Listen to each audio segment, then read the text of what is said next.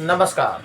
Verdict news के special कार्यक्रम सियासी किस्से में आज हम बात करेंगे लालू और मुलायम के पहले सियासी सफ़रनामे पर, जब वो पहली बार जीवन में मुख्यमंत्री बने। जी हाँ, सन 1989 और 90 का दौर यानी जनता दल का दौर, एक पार्टी, एक विचारधारा और ज़्यादातर सारे वही नेता। जी हाँ, जनता पार्टी सेक्युलर, जनता पार्टी विश्वनाथ प्रताप सिंह की जन मोर्चा, लोक दल को मिला करके जनता दल का गठन हुआ और इस जनता दल के 1989 के दौर के कुछ नेता कांग्रेस के थ्रू जनता दल में आए। कुछ पुराने लोक दलवादी नेता थे, कुछ चौधरी चरण सिंह वादी नेता थे। ये वो जनता दल थी जब बीजू पटनायक, रामकृष्ण हेगड़े, चौधरी देवीलाल, ओम प्रकाश चौटाला, नीतीश कुमार, जॉर्ज फर्नांडिस, रवि राय और कई नामी गिरामी नाम, ये वो जनता दल थी। यूनिफाइड जनता दल की मैं बात कर रहा हूँ 1989-90 की। इसके पहले गैर कांग्रेसवाद की धुरी से निकले लालू मुलायम ने अपने राजनीतिक जीवन के अंतिम समय खुद लालू प्रसाद यादव, जो आज की तारीख में उनकी द्वारा स्थापित राष्ट्रीय जनता दल के अभिभावक हैं, संरक्षक हैं, लेकिन कांग्रेस के साथ सियासी राजनीति कर रहे हैं, सियासी पारी खेल रहे हैं, वहीं मुलायम सिंह द्वारा स्थापित समाजवादी पार्टी और उनके बेटे अखिलेश यादव उत्तर प्रदेश में कांग्रेस के साथ सियासी तौर पर कदम ताल कर रहे हैं। लेकिन इन दोनों नेताओं का जन्म गैर कांग्रेसवाद की पृष्ठभूमि से हुआ था। जी हाँ, काफ़ी लंबा समय बीत चुका है। उत्तर भारत की गंगा यमुना की सियासत से बहुत पानी बह चुका है। बहुत सारे लोग नहीं जानते कि लालू और मुलायम 1989 में जनता दल के दौर में कैसे पहली बार मुख्यमंत्री की कुर्सी तक पहुंचे। लालू प्रसाद यादव की बात किया जाए या मुलायम सिंह यादव की। मुलायम सिंह यादव शुरुआती दौर में भारतीय क्रांति दल, बीकेडी, लोक दल और जैसे दलों से जसवंत नगर से विधानसभा का चुनाव जीत रहे थे, चुनाव हारे भी। 1989 के पहले मुलायम सिंह ने विधानसभा का चुनाव भी हारा, विशंबर सिंह यादव ने उन्हें चुनाव भी हराया। चौधरी नत्थू सिंह ने उनके लिए सीट खाली कर दी, बगल की कराहल चुनाव लड़ने चले गए और शागिर्द और शिष्य, गुरु और चेले दोनों चुनाव जीते, विधानसभा पहुँचे। 1989 तक का जो सफ़र रहा मुलायम सिंह का, अगर देखा जाए तो 1989 तक के सफ़र में मुलायम सिंह विधानसभा का चुनाव भी हारे, विधान परिषद भी गए, 2 बार विधानसभा का चुनाव हारे, एक बार विशंबर सिंह यादव से और एक बार बलराम सिंह यादव से। हम सीधे बढ़ते हैं 1989-90 के दौर में। 1989 में उत्तर प्रदेश में भारतीय जनता पार्टी साथ में थी और दिल्ली में भी साथ में थी।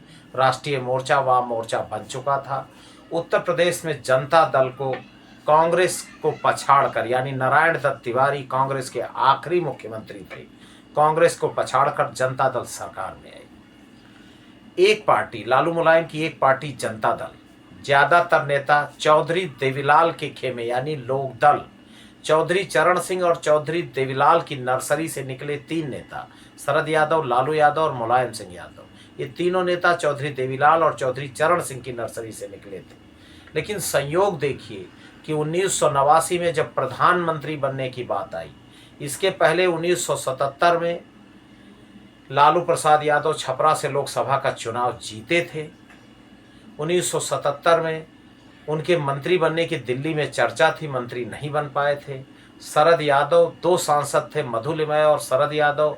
जब इंदिरा गांधी ने कार्यकाल लोकसभा का 5 साल से बढ़ा के 6 साल करने का फैसला किया, तो उन्होंने लोकसभा से इस्तीफा दे करके मधुलिमय के साथ पूरे हिंदुस्तान का जो ध्यान है अपनी तरफ आकर्षित किया। ये शरद यादव की मैं चर्चा कर रहा हूँ। शरद यादव जब चौधरी चरण सिंह प्रधानमंत्री की शपथ लेने जा रही थी, उनकी गाड़ी में गए थे और चर्चा थी कि वो मंत्री बन सकते हैं। 77 में जब जनता पार्टी की सरकार बनी तो युवा जनता पार्टी के वो अध्यक्ष थे, ये चर्चा थी कि उनको मंत्री बनाया जा सकता है। फिर वो लोक दल के प्रधान महासचिव थे, चर्चा थी वो मंत्री बनेंगे। लेकिन बाद में मधुलिमय ने कहा कि उनको अभी सीखना है, समझना है, सियासत की जो कड़ियाँ हैं उनको समझना है। 77 में भी शरद यादव मंत्री नहीं बन पाए। 77 में जरूर मुलायम सिंह यादव राम नरेश यादव की सरकार में सहकारिता मंत्री बने और मुख्यमंत्री की कुर्सी को छूते छूते रह गए। हम चर्चा कर रहे हैं कि 1989 में पहली बार जब जनता दल था, ये दोनों नेता मुख्यमंत्री की कुर्सी तक कैसे पहुंचे। उत्तर प्रदेश में मुलायम सिंह यादव क्रांति रथ निकालकर समूचे उत्तर प्रदेश में और लोक दल के प्रदेश अध्यक्ष भी रहे। क्रांति रथ से वो पूरे प्रदेश में चर्चा में आए और एक तरह से लग रहा था कि अगर जनता दल सत्ता में आई तो मुलायम सिंह यादव मुख्यमंत्री बनेगी। अमूमन लीडर ऑफ अपोजिशन, नेता प्रतिपक्ष, मुख्यमंत्री पद का दावेदार होता है और पॉलिटिकल पार्टी का स्टेट प्रेसिडेंट भी तकनीकी तौर पर चीफ मिनिस्टीरियल कैंडिडेचर माना जाता है। उत्तर प्रदेश में मुलायम सिंह यादव जनता दल के भी प्रदेश अध्यक्ष रह चुके थे। लोक दल के जमाने में भी मुलायम सिंह यादव उत्तर प्रदेश के दूसरे यादव मुख्यमंत्री थे। पढ़ते हैं पटना की तरफ। उत्तर प्रदेश में यादव मुख्यमंत्री यानी देश के सबसे बड़े राज्य में यादव बिरादरी के मुख्यमंत्री होने के बाद बिहार में वही स्थिति थी पटना की भी। विश्वनाथ प्रताप सिंह नहीं चाहते थे लालू यादव को। कारण था राम सुंदर दास पहले भी मुख्यमंत्री रह चुके थे, पूर्व मुख्यमंत्री थे। विधानसभा का चुनाव राम सुंदर दास जीत कर आए थे, दलित समाज थे और ये चर्चा थी कि देश के सबसे बड़े राज्य उत्तर प्रदेश में यादव जाति से मुख्यमंत्री आने के कारण अब बगल के ही राज्य में यादव बिरादरी का मुख्यमंत्री होना ये राजनीतिक तौर पर ठीक नहीं होगा और वहाँ पर दलित प्रयोग किया जाए। इसके हिमायती थे तत्कालीन प्रधानमंत्री विश्वनाथ प्रताप सिंह। उन्होंने राम सुंदर दास के नाम को आगे किया और उन्होंने अनाउंस कर दिया कि वहाँ पर चीफ मिनिस्टीरियल कैंडिडेट राम सुंदर दास होंगे। दूसरा लालू प्रसाद यादव, इसके पहले भी बिहार विधानसभा में विपक्ष के नेता रह चुके थे। मैंने बताया कि 24 साल की उम्र में भी छपरा से वो लोकसभा 77 में चुनाव जीते थे और जनता पार्टी की सरकार में मंत्री बनते बनते रह गए थे। खुद लालू प्रसाद यादव ने अपनी किताब the political journey Gopalganj to Raisina Hills, उसमें भी उन्होंने लिखा है कि मैं और तत्कालीन बाढ़ के सांसद नीतीश कुमार पायजामा कुर्ता पहन करके राष्ट्रपति भवन के आसपास घुमा करते थे कि उनकी भी शपथ हो जाए। उन्होंने साफ साफ लिखा है। इसका मतलब कि नीतीश कुमार और खुद लालू प्रसाद यादव 77 में भी और 89 में, ये दोनों लोग मेंबर ऑफ पार्लियामेंट थे और 89 में भी बाढ़ से नीतीश कुमार और छपरा से लालू प्रसाद यादव सांसद का चुनाव जीते थे, विधानसभा का चुनाव नहीं जीते थे। हालांकि Lalu Prasad Yadav leader of opposition होने के नाते अपने आप को स्वयंभू तौर पर मानते थे कि leader of opposition he chief ministerial candidate होता, इसलिए मुझे बिहार में मुख्यमंत्री बनने का मौका मिलेगा। छपरा से सांसद होने के बाद लगातार 4-5 महीने उन्होंने दिल्ली में मंत्री बनने की फील्डिंग की और फिर पटना की तरफ अपने आप को मुखातिब कर लिया। इधर राम सुंदर दास के नाम की पैरवी खुद चौधरी अजीत सिंह पर्यवेक्षक बन के गए और उन्होंने राम सुंदर दास के नाम का पटना में ऐलान कर दिया। उस समय चौधरी चरण सिंह के वफादार रहे और खुद अजीत सिंह के भी वफादार रहे मोहम्मद यूनुस सलीम गवर्नर हुआ करते थे पटना में। और आपको ताज्जुब होगा कि जब विधानमंडल दल के नेता लालू प्रसाद यादव चुन लिए गए, उसके बाद भी लंबे समय तक मोहम्मद यूनुस सलीम शपथ नहीं कराए लालू प्रसाद यादव की। वो दिल्ली चले गए और लालू प्रसाद यादव निराश और हताश हो गए।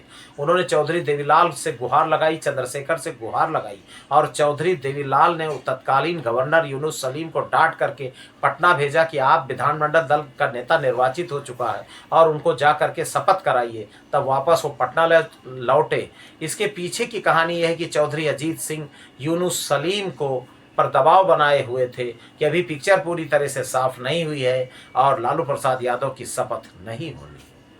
उधर पटना में जॉर्ज फर्नांडिस पर्यवेक्षक बन के सुरेंद्र मोहन पर्यवेक्षक बन करके पहुंचे और जॉर्ज फर्नांडिस भी उस समय विश्वनाथ प्रताप सिंह की सरकार में रेल मंत्री थे और वो भी पूरा असाइनमेंट एक तरह से तत्कालीन प्रधानमंत्री विश्वनाथ प्रताप सिंह का कर रहे थे। चंद्रशेखर से उस शुरुआती दौर में लालू प्रसाद यादव के संबंध अच्छे नहीं थे। प्रधानमंत्री की लड़ाई में लालू प्रसाद यादव विश्वनाथ प्रताप सिंह के खेमे में खड़े थे, जबकि वो देवीलाल खेमे के माने जाते थे। जनता पार्टी के लगातार अध्यक्ष होने के नाते चंद्रशेखर की सांगठनिक ट्यूनिंग जरूर लालू प्रसाद यादव की थी, लेकिन प्रधानमंत्री के पद पर विश्वनाथ प्रताप सिंह के साथ जाने के कारण चंद्रशेखर की तत्कालीन उनकी अनबन थी।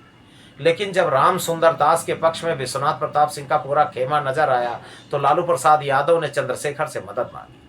चंद्रशेखर ने आव देखा न ताव रघुनाथ झा को चीफ मिनिस्टीरियल कैंडिडेट के लिए अपने कोटे की तरफ से ऐलान कर दिया, यानी अब लालू ने मतदान कराए जाने की मांग कर दी। 3 कैंडिडेट हो गए, राम सुंदर दास, रघुनाथ झा और लालू प्रसाद यादव। रघुनाथ झा को ज्यादातर राजपूत विधायकों का समर्थन मिला, यानी चंद्रशेखर खुद राजपूत बिरादरी से थे। अपर क्लास के ज्यादातर विधायकों ने रघुनाथ झा के पक्ष में मतदान किया और यादव बिरादरी के विधायकों की जोरदार लामबंदी लालू प्रसाद यादव के पक्ष में की थी और चौधरी देवीलाल ने मौके की नजाकत को भांपकर उत्तर प्रदेश के उस समय के मुख्यमंत्री मुलायम सिंह यादव और शरद यादव को पटना रवाना कर दिया। मुलायम सिंह यादव और शरद यादव ने पटना में कैंप करके यादव और पिछड़े विधायकों को लालू के पक्ष में लामबंद करने की योजना पर को अमली जामा पहनाने का काम शुरू कर दिया। मेहनत रंग लाई और पिछड़े और यादव बिरादरी के ज्यादातर विधायक लालू के पक्ष में लामबंद हो गए।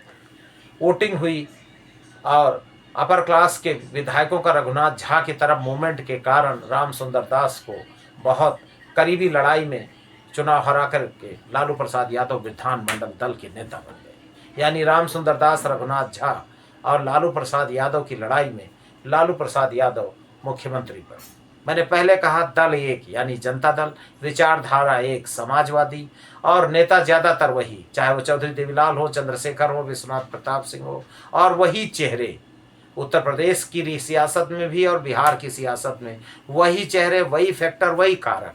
लेकिन जंग जीती लालू और मुलायम ने। 1989 और 90 का ये दौर जब जनता दल के मुख्यमंत्री के रूप में पटना और लखनऊ में, यानी उत्तर भारत, उस जमाने में अखंड झारखंड, अखंड बिहार, झारखंड उस समय बिहार में था, यानी 54 सीटों वाला बिहार, और उत्तराखंड उत्तर प्रदेश में था, 85 सीटों वाला उत्तर प्रदेश। उत्तर भारत की हिंदी हार्टलाइन की पट्टी पर 2 पिछड़े समाज के नेताओं ने जनता दल के मुख्यमंत्री के तौर पर कब्जा जमाया और उसके बाद की सारी कहानी उत्तर भारत की आपको पता है। आज इन दोनों नेताओं के दल हैं। दल तो चौधरी अजीत सिंह के का भी है, उनके वारिस जयंत चौधरी भारतीय जनता पार्टी के साथ हैं। उत्तर प्रदेश की 2 लोकसभा सीटों पर उनका दल चुनाव लड़ रहा है और मुलायम सिंह यादव के वारिस अखिलेश यादव अपने पूरे कुनबे को एकत्रित करके उत्तर प्रदेश में कांग्रेस के साथ 64 लोकसभा सीटों पर जंग लड़ रहे हैं और लीडर ऑफ अपोजिशन भी रहे यूपी असेंबली में। बाद में चौधरी अजीत सिंह ने अपने नज़दीकी सत्यपाल सिंह यादव को लीडर ऑफ अपोजिशन बनवा दिया और मुलायम सिंह को लीडर ऑफ अपोजिशन की कुर्सी से हाथ धोना पड़ा। अब मामला ये बनता है कि लीडर ऑफ अपोजिशन की कुर्सी पर रहा व्यक्ति या स्टेट प्रेसिडेंट, चाहे जनता दल रही हो चाहे लोक दल रहा हो, प्रदेश अध्यक्ष व्यक्ति अमूनन सीएम का दावेदार होता है। नतीजे आए तो विश्वनाथ प्रताप सिंह जो तत्कालीन प्रधानमंत्री थे, देश के वजीर आला थे, उन्होंने साफ साफ ऐलान कर दिया कि उत्तर प्रदेश में चौधरी अजीत सिंह मुख्यमंत्री बनेंगे और मुलायम सिंह यादव डिप्टी सीएम मिले। लेकिन मुलायम सिंह ने डिप्टी सीएम के पद को अस्वीकार कर दिया और उन्होंने बगावत कर दी। बगावत की खबर आग की तरह पूरे उत्तर भारत में फैल गई और दिल्ली के गलियारों में चर्चा हो गई कि अगर मुलायम सिंह ने रौद्र रूप धारण किया तो जनता दल दो फाड़ हो सकती है और इसका फायदा तुरंत सत्ता से बाहर हुई उत्तर प्रदेश और देश में कांग्रेस को हो सकता है। चौधरी अजीत सिंह को मुख्यमंत्री बनाना चाहते थे उत्तर प्रदेश में विश्वनाथ प्रताप सिंह। आनन फानन में उत्तर प्रदेश में पर्यवेक्षक के तौर पर मधु लिमये, प्रोफेसर मधु दंडवते जो वित्त मंत्री भी थे, और चिमन भाई पटेल उस समय गुजरात के जनता दल सरकार के मुख्यमंत्री थे। 2 पर्यवेक्षक उत्तर प्रदेश भेजे गए, लेकिन इन दोनों पर्यवेक्षक से बात नहीं बनी। इन दोनों पर्यवेक्षक निश्चित तौर पर ये दोनों पर्यवेक्षक उत्तर प्रदेश में चौधरी अजीत सिंह को मुख्यमंत्री बनाने की जो फरमान था दिल्ली का, उस फरमान पर काम कर रहे थे। उत्तर प्रदेश में जब मुलायम सिंह यादव को लगा तो उन्होंने अपने पुराने नेता चौधरी देवीलाल से मदद मांगी। चौधरी देवीलाल ने उत्तर प्रदेश में शरद यादव को और फिर उस समय विश्वनाथ प्रताप सिंह सरकार में गृह मंत्री रहे मुफ्ती मोहम्मद सईद को दोपहर में पर्यवेक्षक के तौर पर लखनऊ रवाना कर दिया।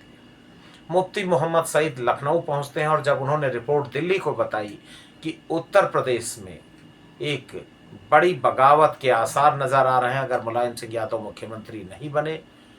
एक बड़ी दीगर बात यह भी है कि चाहे बिहार की विधानसभा रही हो चाहे उत्तर प्रदेश की विधानसभा, शरद यादव ने बहुत पहले से यूपी और बिहार में यादव लीडरशिप खड़ी करने की बुनियाद रखनी शुरू कर दी थी।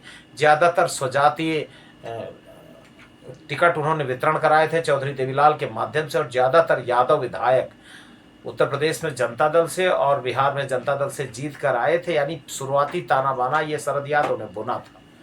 स्वजातीय यादव विधायकों का ज़्यादातर समर्थन मुलायम सिंह यादव का था और शरद यादव चौधरी देवीलाल के दूत के रूप में उस समय वो केंद्र की विश्वनाथ प्रताप सिंह की सरकार में कपड़ा और खाद्य प्रसंस्करण मंत्री थे। वो ताना बाना बुन रहे थे।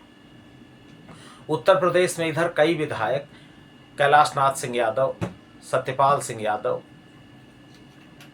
चौधरी राजेंद्र प्रसाद यादव, कई जो लोग दल के विधायक थे, ये विधायक चौधरी अजीत सिंह के साथ मजबूती और चट्टान की तरह खड़े हुए थे। इन ज़्यादातर जनता दल के विधायकों में चौधरी देवीलाल को मुख्यमंत्री बनाने की बात कर रहे थे।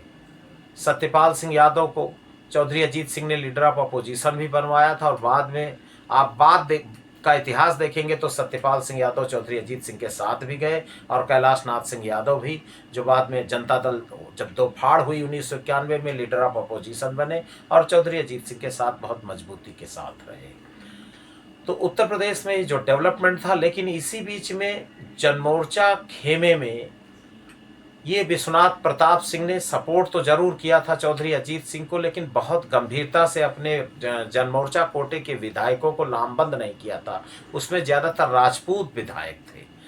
इसी बीच में डीपी यादव और बेनी प्रसाद वर्मा के थ्रू उनको लगा करके मुलायम सिंह यादव ने एक तरह से अजीत सिंह खेमे के 10 विधायक अपने पक्ष में कर लिए और जनमोर्चा कोटे के ज़्यादातर विधायकों को अपने पक्ष में साध लिया। ये विश्वनाथ प्रताप सिंह को भनक नहीं लगी और यहीं से काम हो गया, एक खेला हो गया और एक तरह से बुनियाद पड़ गई कि उत्तर प्रदेश के वजीर आला मुलायम सिंह यादव होंगे।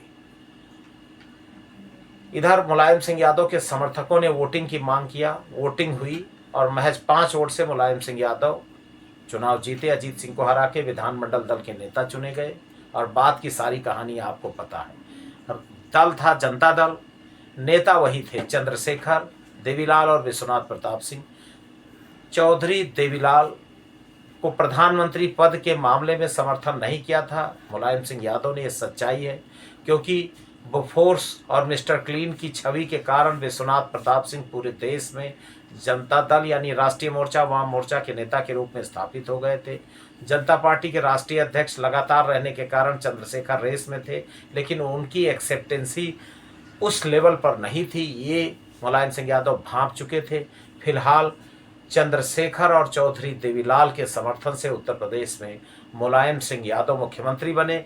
चंद्रशेखर ने मुलायम सिंह यादव को क्यों समर्थन किया, इसके पीछे ये कारण है कि जब चौधरी चरण सिंह ने चौधरी अजीत सिंह को अपना राजनीतिक वारिस घोषित कर दिया और जब हेमवती नंदन बहुगुणा वर्किंग प्रेसिडेंट हुआ करते थे लोकदल के, सारे फैसले चौधरी अजीत सिंह कर रहे थे और इस बीच में चौधरी अजीत सिंह और चंद्रशेखर जनता पार्टी में जिस तरह से दोनों नेताओं के बीच में सह और मात चल रहा था, चौधरी अजीत सिंह पूरी तरह से विश्वनाथ प्रताप सिंह के खेमे में गए। और आपको याद होगा कि 1989 में विश्वनाथ प्रताप सिंह की जनता दल की सरकार में चौधरी अजीत सिंह उद्योग मंत्री भी थे 11 महीने के लिए। तो पूरी तरह से चंद्रशेखर उनको सबक सिखाना चाहते थे और उन्होंने इसलिए उत्तर प्रदेश में मुलायम सिंह की ताजपोशी कराने में मुलायम सिंह के खेमे को मदद किया और 1989 में पहली बार उत्तर प्रदेश में जनता दल से मुलायम सिंह यादव मुख्यमंत्री की कुर्सी पर काबिज हो गए। 1977 में राम नरेश यादव के बाद गंगा यमुना से बहुत पानी बह चुका है, लेकिन इतिहास अमर होता है। जिस तरह से लालू और मुलायम ने किसान के घर में जन्म लेके मुख्यमंत्री की कुर्सी तक का सफर तय किया। इतिहास के रोचक पन्ने हैं, यादगार पन्ने हैं। सियासी किस्से में हम फिर मिलेंगे किसी नई ताजपोशी पर। तब तक देखते रहिए लालू मुलायम के सियासी सफरनामे की बात और वर्डिक्ट न्यूज का स्पेशल कार्यक्रम सियासी किस्सा। हम फिर मिलेंगे किसी नई किस्से पर। नमस्कार।